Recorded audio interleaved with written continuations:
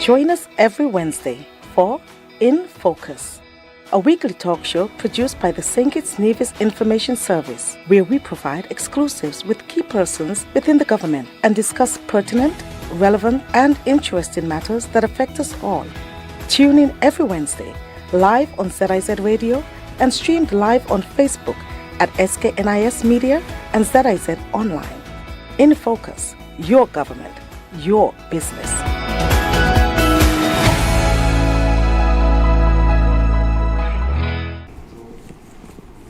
I'm Ian Richards, welcoming you to InFocus, a weekly program where we take a closer look at what's happening within and across the government of St. Kitts and Nevis, your government.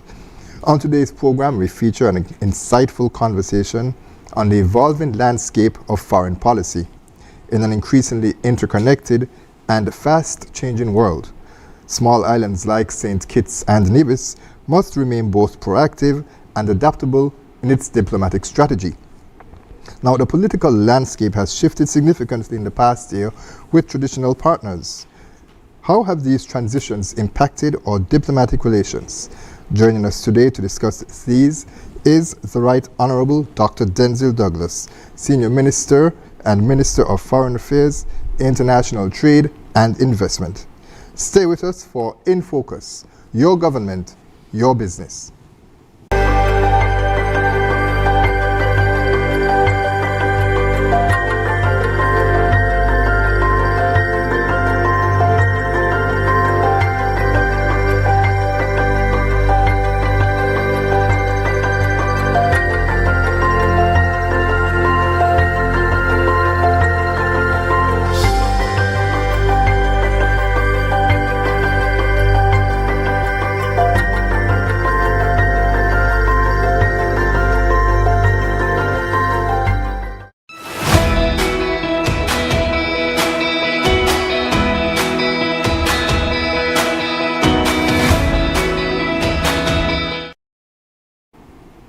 Thanks for staying with us, and allow me to welcome back to our program the Right Honourable Dr. Denzil Douglas, as mentioned, Senior Minister for Foreign Affairs. So welcome. It's always good to have you on our program. Always good to respond to a request. Right. Okay. So, Senior Minister, there's a lot to get into because, as I mentioned, of course, foreign policy, it's constantly changing. And there are a lot of new issues in relation to the United States, a lot of new developments in the United Kingdom, in the Middle East. And so we want to jump right into it. We'll get to those a bit later, but we'll start closer to home. So what can you tell us in terms of the changes, what St. Kitts and Nevis's foreign policy looks like in 2025 at this current time? Well, I think the foreign policy that we are pursuing to a large extent has been framed over the years through different governments, different regimes. And where we are now is simply trying to be much more proactive and to be more focused at the same time, given the fact that there are some fundamental changes that have taken place around the world, not only in the traditional democracies, but also in countries which, to a large extent, may not have been included in those states which we would say would have had democratic elections, etc., over the years. So we have become much more proactive, we have become much more focused, because the intention really is for us to be present at the level of the international community, and in particular because of our peculiar circumstance, a small island developing state, all the way back in the Caribbean region, one of the latest to have become independent in the chain of islands that had previous colonial past. And so we want to make sure that our voice is heard, that the world knows that St. Kitts and Nevis exists, and the people of St. Kitts and Nevis living in a small island developing state in the Caribbean region want to be heard and want to participate in active international dialogue on global issues. Right. Can you talk to us briefly about some of those changes that you just mentioned, that it has changed some, and How has the government reacted to those changes in terms of adapting the foreign strategy, the strategy in terms of engaging diplomatically and other engagements? Right. We have made sure that we have a presence in the main theaters of the world. United Nations, the Organization of American States, the Commonwealth of Nations. We, as CARICOM, has reached out to a number of countries with which we have bilateral relationship, the United States of America, the United Kingdom. We've now gone into the Middle East. Yes, we had somewhat of a presence there, maybe some back in 2010, 2004, around there, in terms of our presence in the United Arab Emirates, in Dubai in particular, as a result of the transition of the economy. And we were pursuing then the CBI, the Citizenship by Investment Program. So we were there, but now we are there in a different way. We are there to make sure that as we showcase what it is that we are seeking to achieve a small island state, that they can be part of it. They can not only understand it within the wider context of climate change and the need for climate action on our part, but that they would know that we can work together to, for them to achieve some of their own global ends, and we too would be able to achieve what we want for our people here in St. Kitts and Nevis. Now, persons looking at this program live or on the replay would have seen during our break some pictures that actually was from COFCO, which is a CARICOM meeting that was held here in St. Kitts. And we're going to discuss that a bit more later. But I want to just touch on something that I mentioned last week when Minister responsible for Environment, Sustainable Development, the Honorable Dr. Joy Clark was here.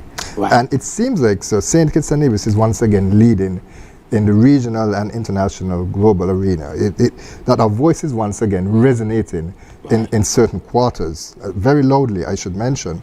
Now, just to name some of the areas that it seems that we've led on. We've led the region in efforts to reform and harmonize the Citizenship for Investment programs.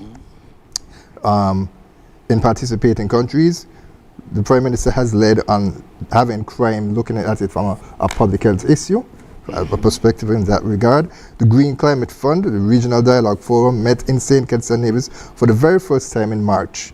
And GSIS, which is the Global Sustainable Island Summit, which the Minister spoke in depth about last week, is convening here later this month. Good.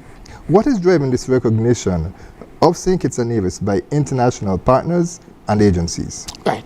Very important in the sense that, as I said before, St. Kitts is one of the smallest developing countries, independent countries. If we do not present ourselves in the international arena, we can easily be forgotten. Climate change is affecting not only large countries, but it affects small countries more so than any other country. That is why, for our own survivability, it is critical that on the agenda of climate action, in order to what is happening as a result of climate change, that people hear what we have to say, what we are feeling, and how we believe we can be positively saved as a result of their support for what we are requesting. And so you're right, the CBI, there was a time when we led. We went around the world promoting it, in the Middle East, all over. And then, of course, other countries followed. And then there was need for change to be made to the program. And again, St. Kitts and Nevis sat down with partners in the Eastern Caribbean in particular, and had a memorandum of agreement as to how the program should progress, especially since we all agree that we need the program for our own sustenance and economic development. The same thing happens with the climate action and climate change. Dr. Clark, very much foremost, very much frontal, very much capable in the international arena, has basically had the full support of our government in bringing to this country a number of global partners who would not only see what we are seeking to do as a country, but would be able to lend their own support for us to have the necessary action and relief from the changes of climate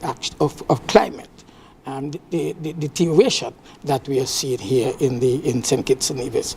So, again, you mentioned the Global Fund. If we are going to successfully prepare for support for the changes that are going to be required, we need funding. And that is why bringing partners here who are engaged in the Climate Fund, that's going to be important because funding is going to be critical. So I think it all comes together, mainly because we have players who are in the government, who are making outreach to the international community, individuals, organizations, and countries, so that we can be brought on board in their own deliberations, whether in their own countries or in international fora or theaters, wherever they are in the world, so that St. Kitts and Nevis continues to be a focus of attention. We need to do that. That's what the foreign policy is doing, making sure that our voice is heard and we are present as well across the different theaters of the world. And of course, by seeing the developments here in St. Kitts and Nevis when you visit, you're able to get an appreciation for, as you mentioned, how climate change is impacting us as a smaller and developing state, but also the tremendous potential. Of course, geothermal was one of the areas that was showcased during the Green Climate Fund when they had their meeting here. A special invitation was extended to the head of the GCF who went to Nevis. And GCIS also is going to have that focus as well on geothermal, which is something that is very impactful. How do you think, Dr. Douglas, having all of this type of exposure to what is happening in St. Kitts and Nevis and the talents that are here would help to impact the national development agenda and also will extend to all people living in the diaspora and here in the country? The national development agenda is to ensure that our people survive despite the challenges that we face outside. How can we survive? We're talking about energy security. If we do not transition from our dependence on fossil fuel, we will be left behind. Therefore, it is important to convince the international community and our friends that transition to our dependence on renewable energy is critical. That's why I think the importance emerges with regard to the geothermal project. That's why what we're doing in terms of solar also becomes critically important as we transition the dependence on fossil fuel. Then, of course, we talk about food security. But even before I go to food security, water, because that is one of the immediate challenges that our people face daily. Daily, yes. We, for some reason, well, I wouldn't say for some reason because we know the reason, but there has not been the follow-up that should have taken place many years ago after the fundamental policy that was laid down by Dr. Christmas and Rollins and those guys when they were there planning the development of the country, looking to ensure that water is there. We dropped the ball there. And now we have to pick up the ball because you can't get really to where you want to go to food security unless you have water. That's right. So we must have water. But water, groundwater, needs to come up, one. Two, if it is not coming up, you have to desalinate. All that requires energy.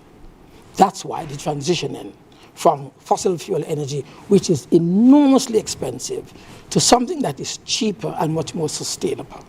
So water becomes critical, energy becomes critical, food security becomes critical. We are now being challenged. You see what is happening with regard to the increases in possible prices. Yes, inflation, yes. Inflation, the tariffs that are being imposed and so forth. It means then that we have to really begin to eat what we grow and grow what we eat and export the balance if we have excess. So this is why I believe that, again, the foreign policy is geared towards attaining these specific objectives that we have set for ourselves in our development strategy and plan for St. Kitts and Nevis. They all come together to make sure that they are all properly financed, properly resourced, and properly planned for in terms of the preparation of the human resource. We don't want to bring guys from Saudi Arabia to help us with our geothermal, or from the UAE. We want to be able for our young trained minds as engineers to develop the capacity. So it all goes hand in hand. As we plan for our development, we plan for the education of our brilliant young people who we know can do it. And so they are also included in the future plans for going forward. And of course, that is something that persons from St. Kitts and Nevis have been known for, to excel in wherever area that they carve out in the international arena. I believe the term that is used is when they find their niche, they're able to excel in different areas. And that actually leads to my next question. So where St. Kitts and Nevis is pursuing a bid for representation on the United Nations Economic and Social Council. Now, that council is one of the 6 principal organs of the UN and is responsible for coordinating the organization's work on economic and social issues. Can you tell us about this? Right. The Economic and Social Council is critically important at the level of the United Nations. I believe it attracts maybe as many as more than 50 or so members. And every rotation, you tend to have about 18 persons elected. Why do we wish to be there? Again, the world must hear us. If we identify our challenges, the world must also hear us in terms of what we think are the possible solutions. And this council meets on a regular basis to look at, well, to plan the agenda for ongoing meetings that the UN will coordinate within the area that we are looking at, social, economic, and support development. Sitting on that council gives us the opportunity to help to set the agenda of those meetings. The agenda, therefore, must include some of the challenges that we are facing. We being considered a progressive small island developing state. Progressive. We have a high per capita income. So we are considered a little richer than other countries. But at the same time, we are small and we are vulnerable. One hurricane can destroy what we think is a preeminent economic position among our states. So we want to be there so that we can be part of the planning of the agenda and also speak in those meetings to the agenda items that would ensure that our development is sustained in the years to come. And so we are asking the international community at the level of the United Nations to vote for us. Mind you, we've been there before. We might have gotten there back in 2009, and again we repeated our position there. We slipped, now we are trying to get back on. Because if we are going to really impact the world and enthuse our own people and persons who are supporting our development, it is important that we sit at the table of those who are not only planning the agenda, but those who are finding the solutions according to the items on the agenda. And of course, as we speak about, the international voice of St. Kitts and Nevis resonating once again, it's the importance of having this appointment. What strategies are being used? I imagine that there'll be sideline meetings, there'll be lobbying, there'll be, of course, support from CARICOM. I remember during the COFCO meeting here last week that there was a discussion about having someone appointed on the OAS Council. The region successfully was able to engage and get that person appointed. So I imagine we'll be using strategies such as that. Of course. We want to make sure that the collective, united force of CARICOM is always there. You just mentioned it. For the first time, I think, in a long time, the Caribbean countries, the CARICOM countries, members of the OAS, stuck together. We chose a Caribbean candidate, Suriname, sorry. Yeah. And at first, some of our own did not think we could do it. But as we went along, we said we are supporting our own. After all, we are a body in the OAS. Yes, it's a large group, but we believe that if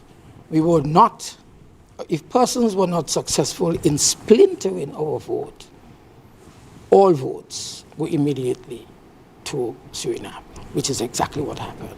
A unified front brought results for the first time in the history of the OAS. It has been led by a Caribbean person, a CARICOM person out of Suriname.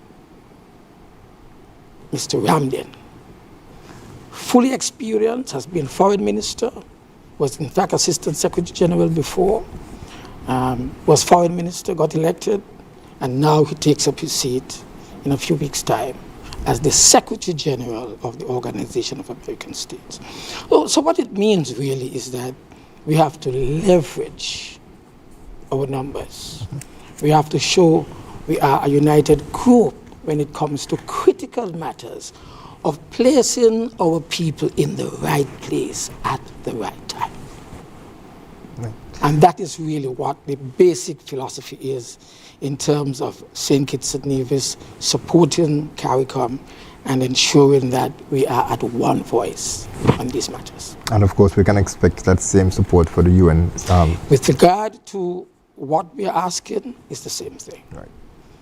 Recently, last week, as you mentioned, the CARICOM colleagues were here, chairmanship of the Council for Foreign Relations shifted to us from Dominica, and we went through an item on the agenda, candidatures.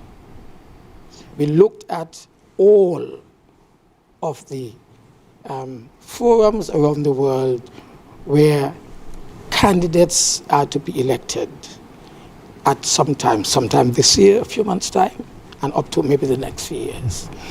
And we said, we are going for this, and we will have the full support of CARICOM. It's only a matter of time, and we will see what happens. That is how we do it. We lend support, and when we ask for support, we expect to get support. Right. And of course, as mentioned, we're going to touch on COFCO a bit later on in our program. But I have to ask Dr. Douglas, as you speak about positioning our persons in the diaspora and locally here to go out and to give their international contribution, what about the persons who work within the ministry itself now? Of course, there's a growing list of diplomatic allies and increasing diplomatic engagements that takes place around the world. I recall Minister Clark, of course, as we mentioned, GCIS, it was held for the first time last year in Prince Edward Island. And so there are these new engagements that are popping up. So how can we ensure, or should I say, what strategies is the ministry putting in place to ensure that staff development is enhanced at the Ministry of Foreign Affairs, and that includes at the junior level and also the executive level? Good. We insist that we must have persons out there in our various consulates and embassies who are experienced and who are trainable and trained. Once we would have achieved putting key people in different theaters around the world, the United States, United Kingdom, Canada, UAE, we then make sure that opportunities for training of that supplemental staff is ongoing. We make it our business as we sit with countries from time to time who come to visit us, like later this afternoon, I'll be meeting the Italian representative of the Italian government. Training. One of the first things that we discuss, training. mainly because training is expensive. We don't have the capacity to do a lot of it ourselves, so we ask second and third country to assist us. So training is critical, training of our staff. We not only encourage our people to go on training overseas, on courses, long-term courses, maybe bachelor's, master's, etc. But short-term courses also, we invite our people, our employees within the ministry to get that training.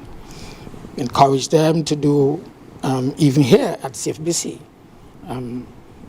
we encourage them to get themselves up to speed. We have them attached to different embassies of St. Kitts and Nevis outside. We rotate the members of staff in our various embassies. Maybe 3 years, you rotate, or shorter periods, we move accordingly. So a lot of it depends on our own training that we initiate at the national level, paid for by our government. But also we invite our counterparts around the world to provide us with those opportunities. Training is critical. One of the things that we always ask for when a country comes to ask us for some form of support, we said we need our training to be expanded. We need greater capacity of trained people. Provide us some scholarships for that to happen. And the scholarships don't just extend, of course, to the ministry staff, but also generally for persons from St. Kitts and Nevis to apply for scholarships to pursue greater academic goals, of course. Scholarships for education in different areas. Different disciplines in the country. Taiwan provides so many scholarships. Scholarships not only for people who are working in the Ministry of Foreign Affairs, but throughout the wide spectrum of providing the necessary human resource, trained human resource that we require to move our country forward. Right. Okay. Now, Dr. Douglas, of course, you would have accompanied our Prime Minister, the Honorable, Dr. Terence Drew, to recent engagement in the United States with the Secretary of State. We're going to touch on that a bit more, but we're going to take our first break. Thank you. Stay with us, viewers and listeners. We'll be right back with more In Focus.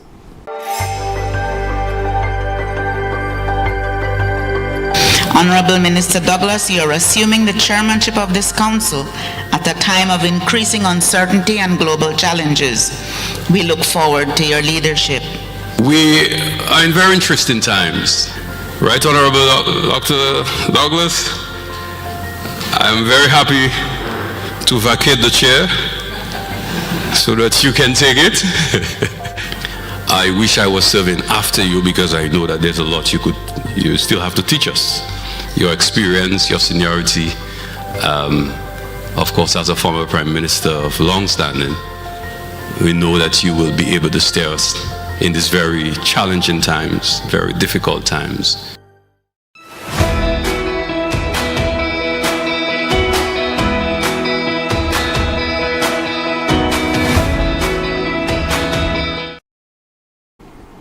Welcome back to In Focus. We continue our discussion with the Senior Minister and Minister of Foreign Affairs, the Right Honorable Dr. Denzil Douglas, on foreign policy and global engagements and how it's impacting us here in St. Kitts and Nevis, having a very local impact here on our people. So, as we mentioned, Senior Minister, let's turn our attention now to St. Kitts and Nevis' engagement with traditional partners.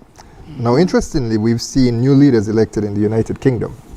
Prime Minister Keir Starmer, he was elected in July 2024. The United States in November similarly had an election, and we saw the inauguration of President Donald Trump in January 2025. Of course, this would be his second stint as president of that country. And in Canada, Mark Carney became Prime Minister just last month. How have these changes impacted foreign policy with these countries, our foreign policy with these countries? I think it has given us, these changes, I should say, have given us the opportunity to re-examine exactly where we are with our foreign policy. The UK election that brought the new Prime Minister into being, coming from the Labour Party, to some extent, that was clearly expected. The return of President Trump at one time was not expected, and then it became clear that he could upset the apple cart, and that has happened. And Canada, again, although the circumstances seemed a little different from what we normally would do here, where he became the Prime Minister before the election, and then went into the election and has won, unlike what we saw in Trinidad and Tobago. So we saw, to some extent, continuity, because the Liberals in Canada were again. But to some extent, the world has changed, even within the time that that type of government, that is party government, would have changed. The Trump election in particular, President Trump, I think was somewhat shocking. And then the policies that were being enunciated shortly after made our government clearly getting itself more prepared to deal with these challenges. You know what the challenges were. The trade policies. I mean, it was clear that the America First policy with regard to trade, yes, with regard to looking closely at what China was doing and how China was slowly emerging, those are important things that have affected us. And so, to a large extent, we were not unprepared, because we expect that things like those can happen. Because we saw the first blush of the Trump administration 4 years ago. So we knew to some extent that some of those things can continue. The migration policy, that to some extent would have affected. We were told that because of the criminal immigration policy, sending people back home, we basically became engaged in that very early. Sending people with a criminal background, maybe in prison there, coming from a third country, not St. Kitts and Nevis, that of course is a pause, because that's not something you can easily do. With regard to trade, the tariffs, eventually it has settled to 10%. Now, 10% of whatever we export to the United States of America would have, a tax and imposed 10% will be on the goods entering the United States of America from the Caribbean region, from St. Kitts and Nevis. That, of course, is of concern, because we, as a member of the WTO, World Trade Organization, with the United States being a member, as far as we are aware, there was no consultation. It's just the imposition. But we, nevertheless, have had the opportunity to discuss this matter further. Because you would remember that the United States of America has been very supportive of the economic development of our country. Back in the 80s with President Reagan, the CBI, the Caribbean Basin Initiative, and this was supported by two recent legislations after it was first imposed, which lent support over the years to what we believe was supporting the development of trade opportunities in St. Kitts and Nevis and the United States. So that is a matter that is, to some extent, causing some concern. But if you look very closely at what has been happening over the years in terms of the export of St. Kitts and Nevis goods, OECS goods, CARICOM, to the United States, it has decreased significantly over the years.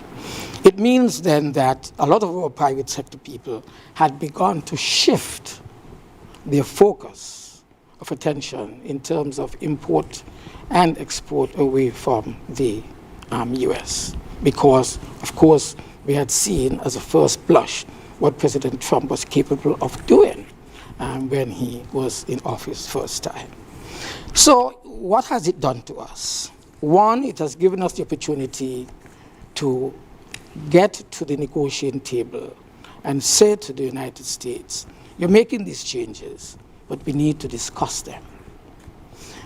You just simply can't say you're going to withhold your support from the World Health Organization, for example, and we will do nothing and say nothing. We have to make sure you understand the implications of those decisions. World Health Organization supports PAHO. PAHO is the regional entity that ensures that Caribbean countries like ours are pursuing the right policies and programs with regard to not only domestic health, but global health. Mm-hmm. But the good thing about is that when we were there recently, there was the understanding that USAID, that's another organization that said, and we have been assured that, yes, okay, we've dismantled some of those things, but the financing of the programs will continue. So we wait and see what's happening there. We believe that every country has its right to pursue its own policies for its own economic and trade development. But at the same time, we are part of an international trading system, the WTO. This was being pushed by the United States. And so we believe that you should also apply those international rules to what you yourself are doing at the domestic level. Mm-hmm. I must say too, for the comfort of our people, there are two major factories here that export to the United States in a significant way. We have house server control.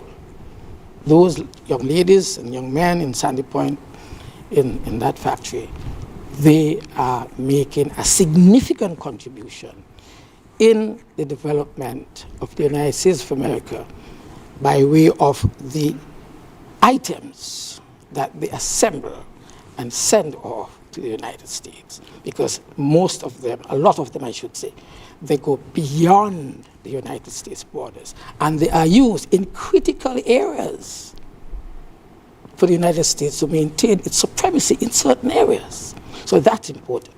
And also, we have Jaro Electronics. Jaro Electronics, major company, significant in terms of its contribution in our overall trade with the United States of America and other countries. We must do everything to preserve these because they employ people, real people, and a lot of people. Many of them are women, head of their households. Many of them are in the process of getting their own independence, getting their own homes, getting their children off to university. We have to make sure that their jobs are protected. So we will definitely negotiate with the United States of America with regard to any negative impact of the tariff changes on the economy of St. Kitts and Nevis. Right. And of course, as I mentioned earlier, there was that engagement with Secretary of State Marco Rubio. Yes. And I imagine that those were some of the discussions you just gave in your very extensive answer, some of the areas that I was going to ask in terms of USAID. I'm sure those things were discussed during that meeting with Secretary Rubio because, of course, Secretary Rubio also now heads USAID temporarily. Exactly. Apart from the USAID, we also have the preparation of our countries to deal with disasters. We're talking about climate change. How can you, in this present circumstance, where the language is about climate change, withdraw from us the financing of the various operations of institutions that will assist us if we are struck by the disaster? How can you withdraw support when we are saying that we have to make sure that we can prepare ourselves to deal with the realities of life today?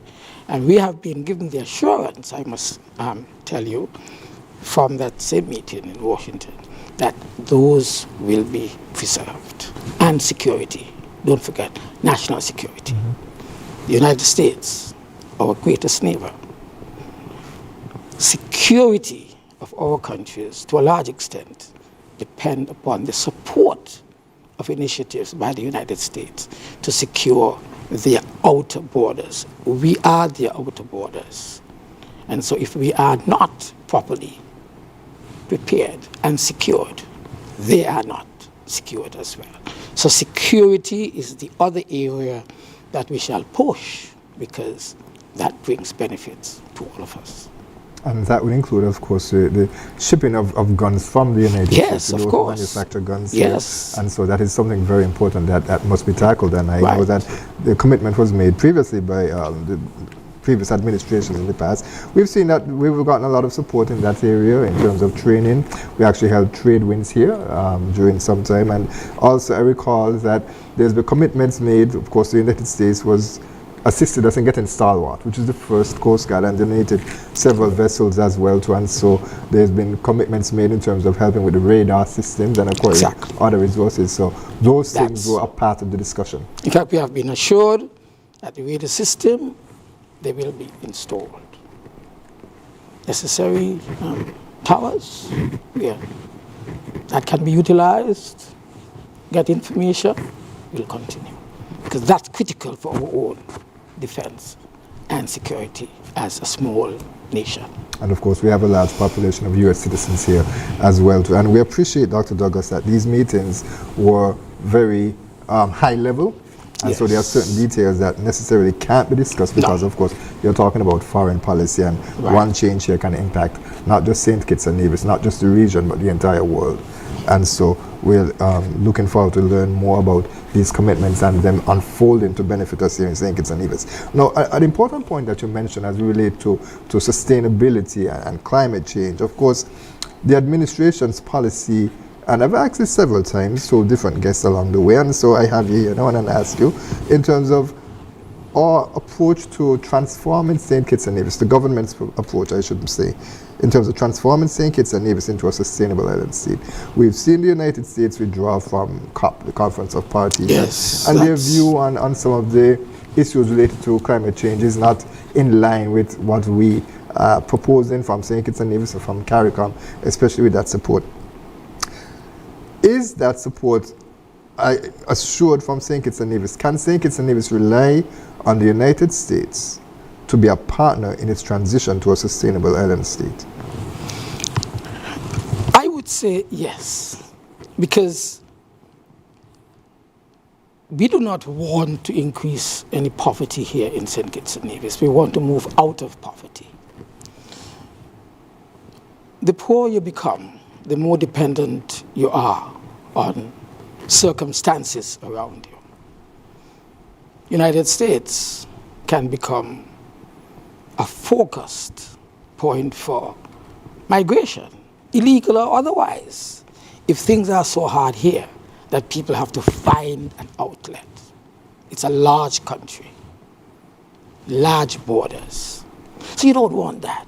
So it is in their interest that we are not made to suffer on pursuing policies which we know will bring us more benefits, more independence, rather than greater dependence on states, third states. So it can only be in the United States' interest if we are, to some extent, not allowed to descend into poverty. It's like what you saw with COVID. In the end, the international community had to provide opportunities for us to protect ourselves and our populations from the pandemic. So I believe that at the end of the day, the United States will have to be a partner that we can depend upon in consolidating our development, making sure that we prepare ourselves properly for the changes that are taking place in climate conditions, and that we put in place the necessary structures to supplement, consolidate our own independence and our growth forward. One example again is the CBI program. The CBI program took us to some extent out of poverty. It assisted us in transitioning from our dependence on the sugar industry to an economy of services led by hospitality and tourism. The United States, of course, has issues. Many countries have issues. But at the end of the day, we are saying, let's sit down and work out the challenges that we are facing. Let us hear some of the solutions that you may have. But to just simply shut it down is not going to be good for neither you nor us. So let us work out how best we can respond to the concerns that you have. And let us try to do it together.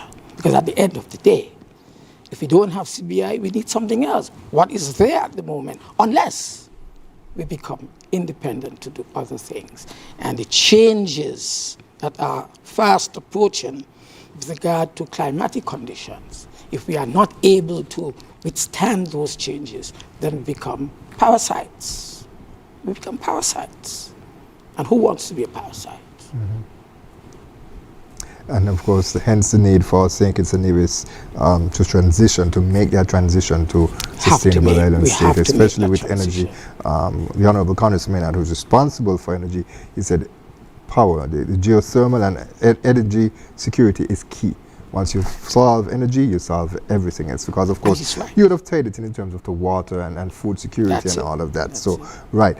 Persons listening to this program and following it on a regular basis would be aware of these messages. Dr. Douglas, we're almost out of time, so I'm going to move quickly. But I do have to ask, as we speak about the international partners, of course, we see what's happening in Europe. A lot of far-right parties are also coming into power. They're forming the government, they're gaining popularity, which of course could have implications as well too, in terms of some of our foreign policy and the support that we can expect from Europe. How do you expect this to impact us here in St. Kitts and Nevis? Right. I believe that from time to time we must expect these kind of changes. But we have been, I use the term smart, in our foreign policy, in that we've never really gone too far on any one side. I'm not going to say that we don't have support for critical countries. But it is not a case where we can say, oh, you know, we are non-aligned and so forth and so forth and so forth. It may be translated to be that. But at the same time, we expect that there can emerge on the global stage in individual countries persons who are not necessarily partners that we would have had dealings with in the past. And that is why we are being pragmatic. How many years ago would anyone have thought that we would have a major presence in the Middle East? How many years ago? That was unthought of, unthinkable. But today, we are engaged in the Middle East. You may say, oh, they don't have elections and so forth and that kind of thing.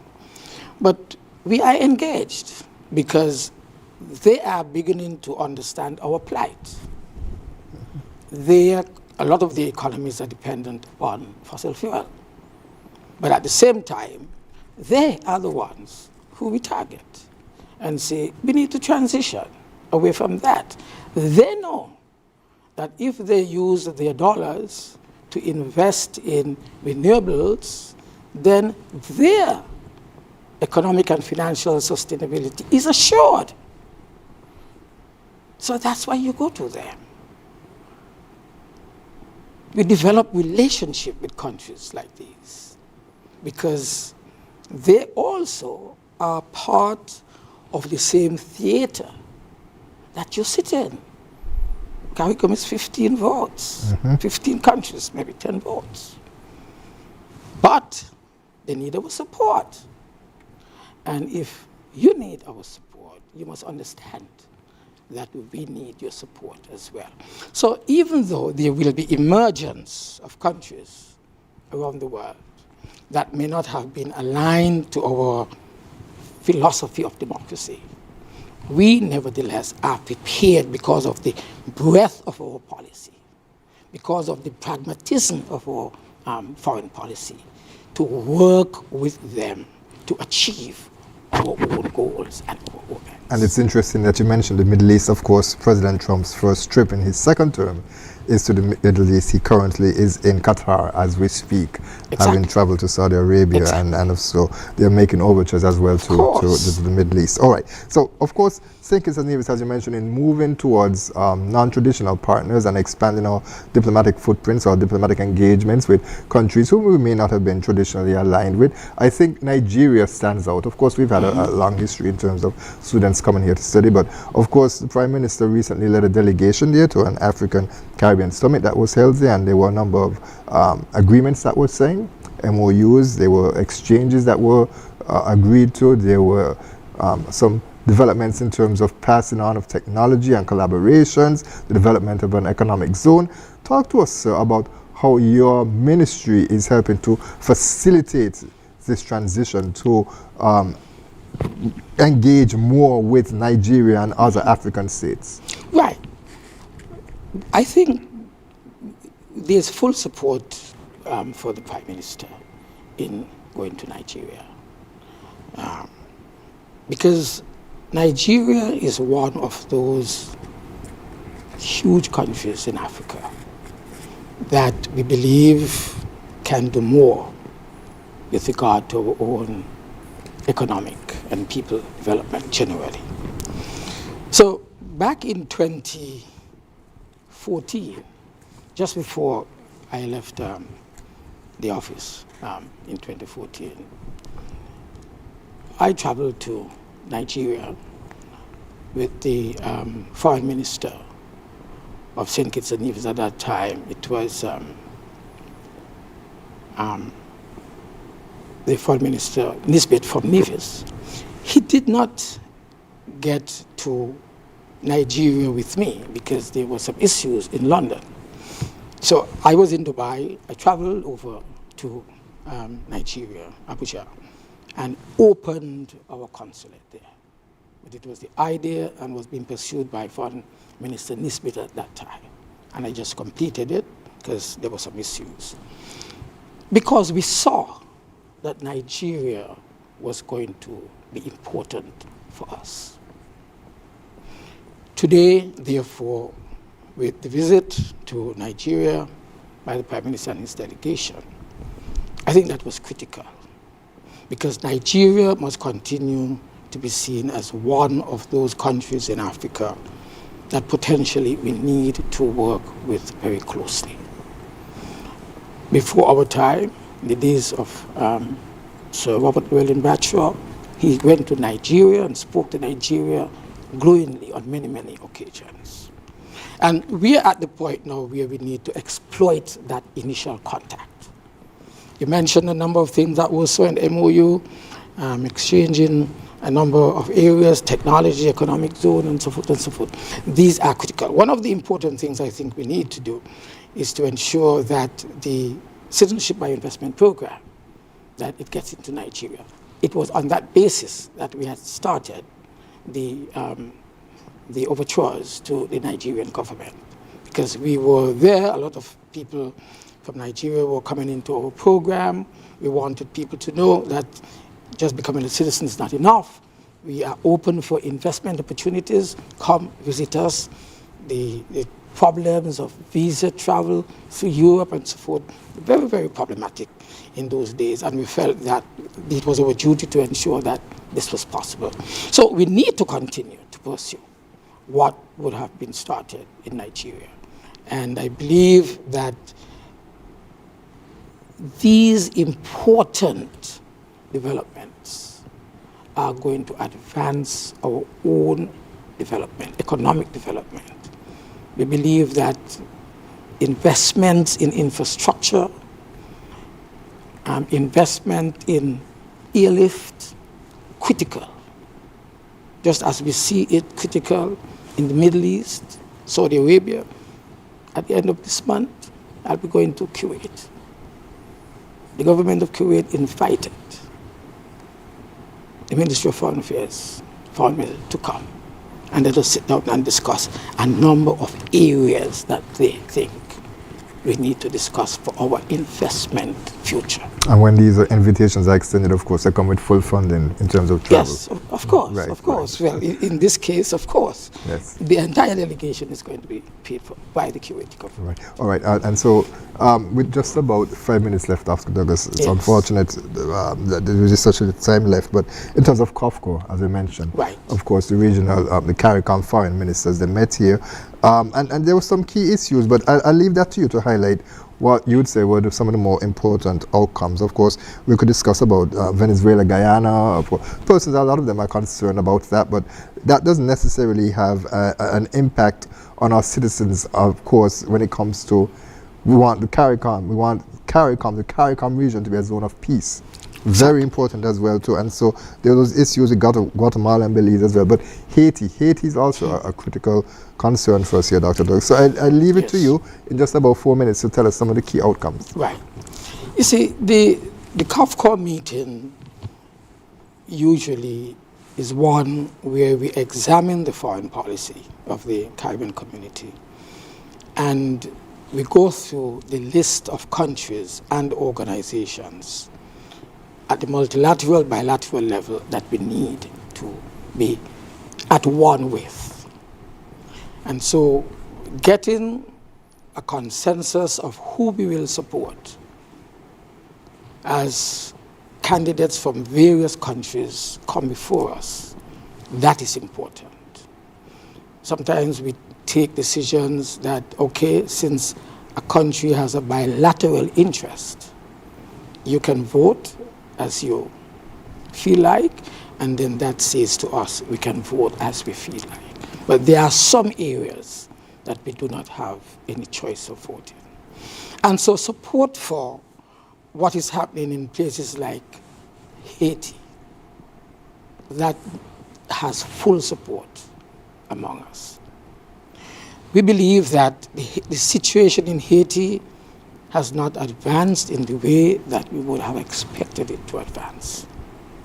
The security issue in Haiti is still very troubling. The security issue is preventing the consolidation of the democratic changes that we would have expected by way of a secure and fair election regime. Those are not yet achieved. There are concerns as to why they have not been achieved. But in the meantime, we still have advances of gang warfare to the point where if you were to compare the loss of life, killing, last week there was comparison being made. What is happening in the Gaza? What is happening in Haiti? The numbers are very similar. People don't understand that. The numbers are similar, and that is not sustainable.